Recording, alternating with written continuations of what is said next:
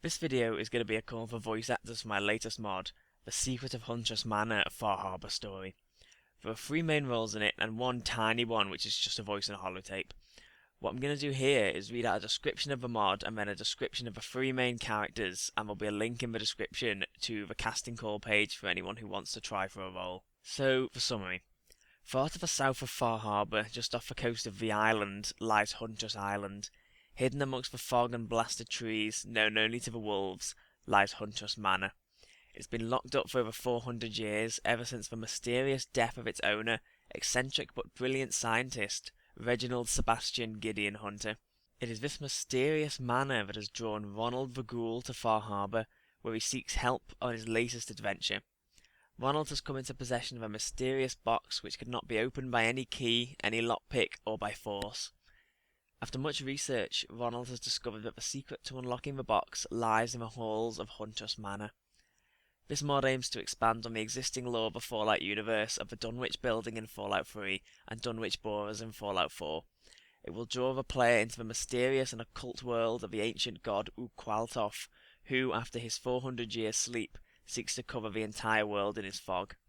Ronald and the player will have to travel the length and breadth of the island to make sure that doesn't happen. Or does. Ronald the Ghoul. Ronald travels the length and breadth of the United States looking for adventure, and his latest has brought him to Far Harbor.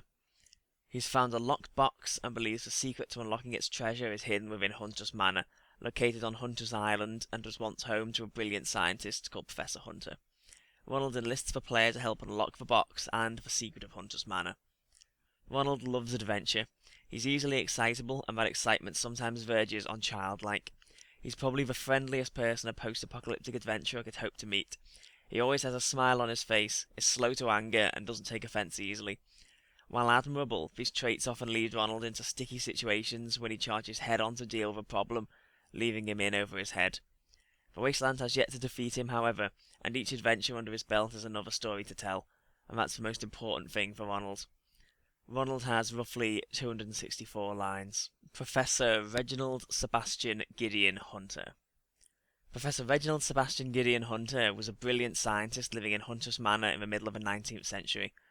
Although born in the New England area, he was educated and spent most of his life in Oxford, England, only returning home following the news of the death of his aging mother. During his time back on Huntress Island, Hunter was active in some of the highest echelons of New England society, forming connections with some of the wealthiest and most powerful families. In the late 1860s, Hunter became more and more reclusive until his sudden and mysterious death in the early hours of the 23rd of October, 1877. Hunter is a serious and severe man. He is prim and proper and almost never cracks a smile. His cold exterior hides a troubled man who carries a great burden that he gave up everything, his family, his friends, and even his comfortable life, to protect.